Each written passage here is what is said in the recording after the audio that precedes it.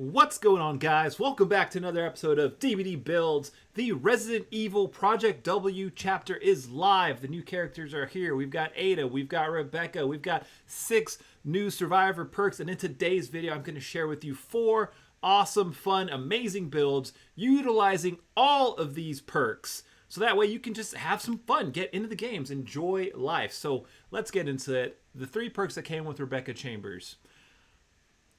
Better Than New, Reassurance, Hyperfocus. The 3 perks that came with Ada Wand, Wiretap, Reactive Healing, Low Profile. Now, I'm not going to lie, Reactive Healing is a weird, very cliche, niche perk, and that was probably the hardest one to actually make a build around. So I just threw it in on one of the builds. It doesn't really make a lot of sense, but it's just for people who want to actually use the new perks and have a lot of fun. But the rest of these builds, with the rest of these perks, guys, I've got some really solid, fun things for you guys to try, so let's go ahead and hop into it, starting with build number 1.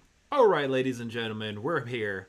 Build number 1, I'm calling the Surveillance build, featuring Wiretap. If you don't already know, Wiretap activates after doing 33% of a generator. After repairing that generator for at least 3 seconds, you can use the active ability button to install a wiretap. Now what this does is it will reveal the killer's aura to all survivors within a 14-meter radius, and that generator also gets lit up yellow so survivors know that there's a wiretap on that generator.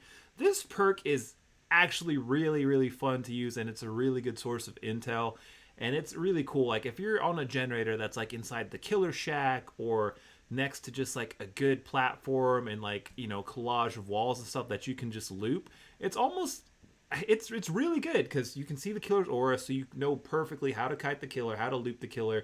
It has a lot of potential on some gens, on some maps, depending on the position. And it's just a really fun, sneaky perk, man. You like throw on your little wiretap, you feel like your little surveillance agent, like a little FBI agent, sneaking around the map. It's very good for stealthy players, and this whole build is more of like a stealthy generator-based build. This build is for those of you who want to just go in, work on the generators, and, you know, get out in one piece. I'm combining it with Blast Mine. Blast Mine actually got a nasty nerf. Let me tell you what this perk does first. Once you do 66% of a generator, you can put a Blast Mine on the generators as well. If the killer kicks it within 45 seconds, it blows up in their face, and the killer is stunned and blinded. And the cool thing about this is that it actually covers our wiretap. So if we put these both on at the same time, the killer will kick the gen, it'll explode in their face, everybody sees it with wiretap, which is kind of hilarious, and then the killer still has to kick it a second time to get rid of your wiretap in the first place. Now the one thing that is really unfortunate about this perk is that on this new patch, they actually changed it. Before, if you would put a Blast Mine charge on a gen, after the timing would run out, your Blast Mine would be refunded to you, and you could just put another Blast Mine on another gen. Apparently, the developers, this was an unintended effect of the perk per the developers. It was always meant to deactivate after 45 seconds, which kind of sucks. I don't know why they accidentally nerfed this perk, because it's not like it's a popular perk. Like there's probably like 5 people in the community that use it. It's not busted, it's not broken. It was just really fun, and they made this perk a little less fun, but it's still a lot of fun using it with wiretap, you know.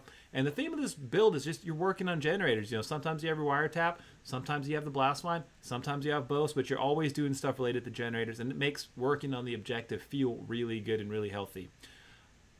The next perk, Open-Handed. Guys, this literally increases your aura reading abilities, not just for you, but for your whole team by 16 meters.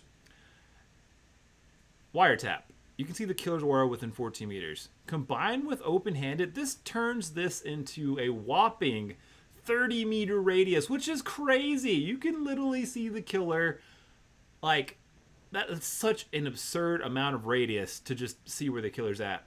Now, I will say one thing. At the time of making this video, this is bugged. Open-Handed is not actually working with wiretap, but it should be getting fixed.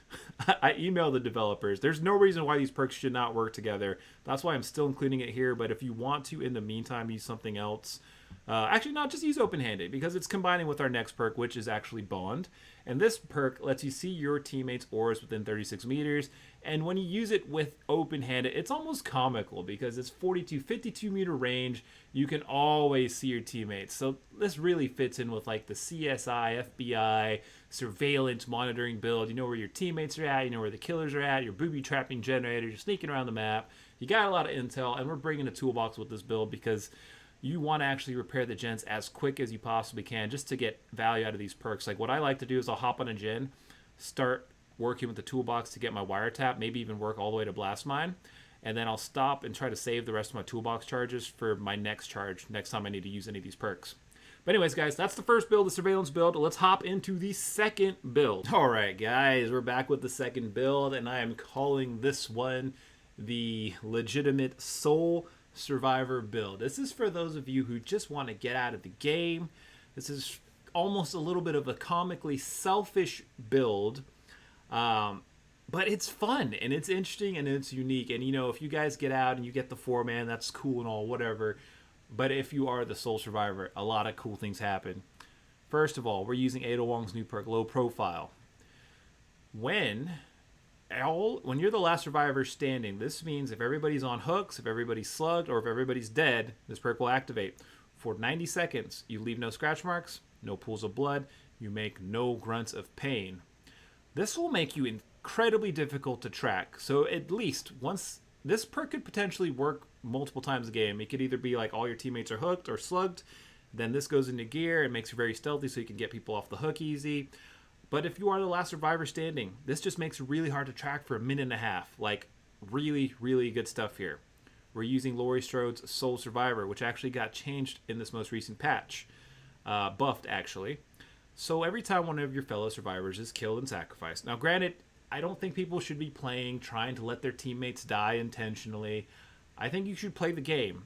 And then on those rounds where you do happen to be the last one alive, which to me honestly kind of happens a lot, this build really shines. So anyways, each survivor that dies makes it to where your aura cannot be revealed to the killer within a 24-meter radius. And that stacks. So 2, 3, once you have 3, it's like, what, 70-something meters, the killer cannot reveal your aura. So this makes you very stealthy.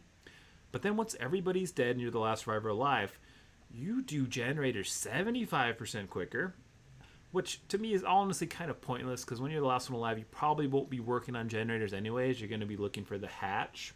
But if you were about to finish a generator, I guess you could just, knock it out, whatever. But also, 50% extra speed opening exit gates or the hatch. This is clutch, man, because it's really stressful being the last one alive, trying to open the exit gate in time to actually escape out, because the killers usually have a pretty easy job of defending both the doors, depending on where the doors spawn on the map. But this makes it easier to pretty much escape. We're using Left Behind, baby. Simple and sweet. When you're the last one alive, you can see the aura of the hatch within the 32-meter radius. So in a perfect world, we will be able to, just run straight to the hatch. And there's only one other perk I could think of that goes perfectly with all of these other 3 perks, and that's Hope. Because you're the last one alive, it's just you against the killer. You need every edge you can get, and I can't think of anything better than a permanent 7% speed boost in the endgame. So you're running fast, and you're trying to forensically look for the hatch, open up a door, and you got a minute and a half of pretty much being hella sneaky. So this is great, guys. Try this build out. It's a lot of fun. You can take whatever item you want. I have a med kit assigned to this one just for 2 extra heals, and try to make it to the end game. Let's get into build number 3. Okay. I know what you're saying. No my there. You're looking at that no my there. Hear me out, guys. I call this one the Glass Cannon Hyperfocus build. Or the Glass Cannon Gen build, whatever you want to call it. It's built around Hyperfocus. So this perk, once you hit a great skill check, you get a token. Each token increases your chances of getting skill checks by 4%, which means they come more frequently. The skill check cursor speed increases by 4%, so I guess they get a little harder to do. And the bonus progression on generators for skill checks is increased 30% of the base value. And this stacks up to 6 times, which makes it potentially like it saves you a lot of time and speed doing generators if you can hit those skill checks though. If you miss, this perk gets reset and you got to kind of start all over again. But we're combining it with No Mither. No Mither makes us broken for the whole trial, and that's why I'm calling this the glass cannon build, because you were literally always one hit away from being down. No Mither makes it to where we don't leave any blood. Our grunts of injuries are reduced by 75%. That's cool, and we can recover from the dying state and get up. But the main reason why we're using this perk is because we want to be injured for the other two perks of the build. And we don't want to always run to the killer, get hit, and then, because it's not guaranteed we'll get out of chase and stay injured. But if we start with No Mither, we're guaranteed to get value out of our other two perks, which are designed to synergize with Hyperfocus. So we're using, this is not happening. And this, honestly, before Hyperfocus came out, I felt like was the worst, most useless perk in the game. But now, this is really fun, because it makes the great skill check success zones 30% bigger when you're, injured. We're using No Mither to stay injured. So this is going to make the great skill checks that we get with Hyperfocus a lot easier to hit. And guys, actually, it makes a huge difference. I've been using this build a couple times, and I wasn't really expecting much, but it actually really does help you get your great skill checks in. And the point is, we want to get value out of this perk. So this helps us get our great skill checks by making it bigger. And then we're also using resilience. Because we are broken and injured, we might as well do everything 9% faster. And this actually fits nicely with this build, because it makes us repair gens 9% quicker. We vault, we sabotage, we heal, we unhook. We do everything 9% quicker. So we're doing gens quicker, and then we're doing them extra quicker by hitting skill checks. And guys, this build feels so damn fun. It's literally like a mini game within Dead by Daylight. Like, you're not trying to find the killer, you're not running around looking for chases, because honestly you don't have a lot of options. You have extra vaulting speed with resilience to possibly get away, but for the most part this build needs to be played a little, calmly. You're not trying to look for the killer, you're trying to stay away from the killer, and all you want to do is find your gens and work on those bad boys like slot machines. It honestly feels like being at the casino. Like, you got to just try it. It's fun. Now, I will say there's an honorable mention here, and possibly a better build, or a more consistent build, rather, and that's instead of using No Mither and, like, this is not happening, you can actually use the perk Stakeout from Detective Tap.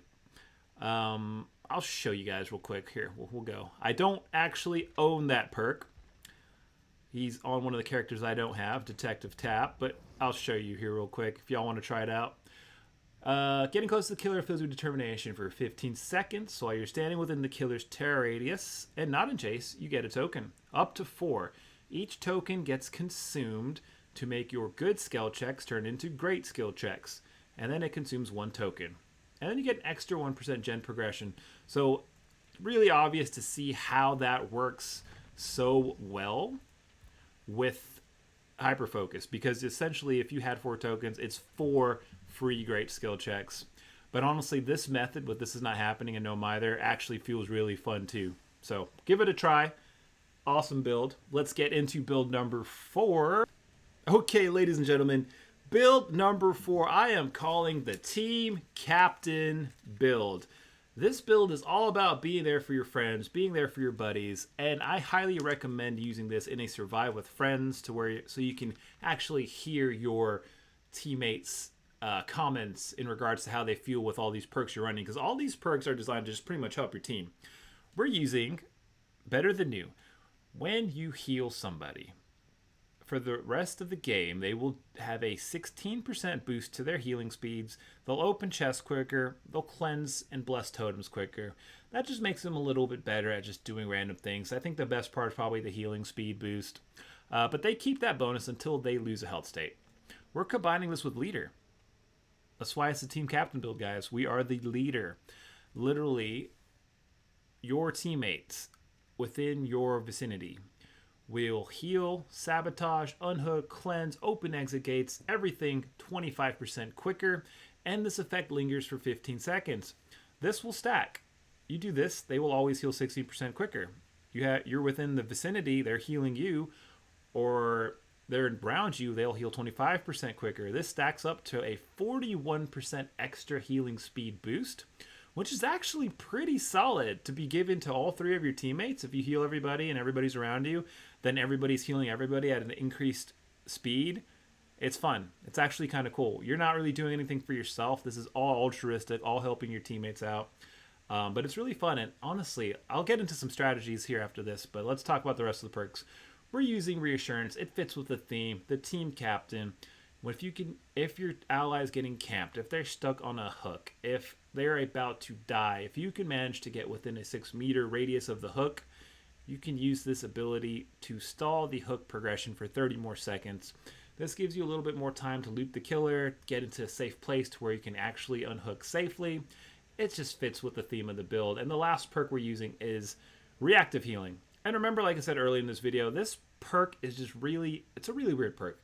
What it does is when another survivor loses a health state within 32 meters of you, you are instantly healed for 15% of your total healing missed progression. So if you haven't healed up at all, you get 50% healing for free, which is kind of cool. If you kind of been working on getting healed up, you can get a little boost to healing. If you kind of get what I'm saying. Like it gives you a free like mini heal when you're injured out of the blue. But my main reason why I don't really like this perk is that it's just so inconsistent. It's like, well, what do you want to do? Do I just want to stay injured all game until I can actually get a little bit of value out of this perk and then heal myself up? No, most likely not. But, you know, we are using it because we said we were going to use all 6 of the new perks, and I can't let you guys down. And actually, this perk will strangely work sometimes in, like, weird circumstances.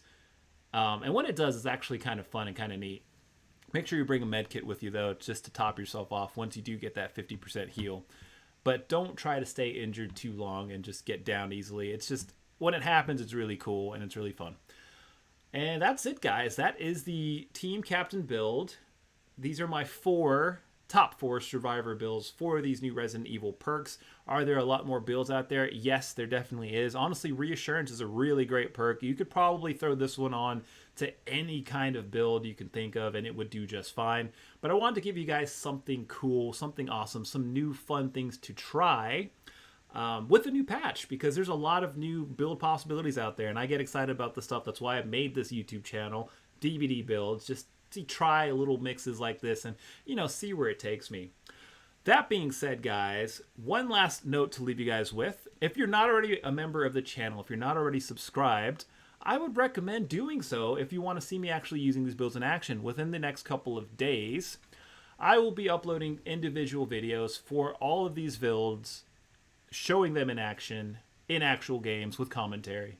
So if that's something you'd like to see, guys, smash that like button. Go ahead and subscribe. I love you guys, and I will see y'all in the coming days with new builds. I'm out.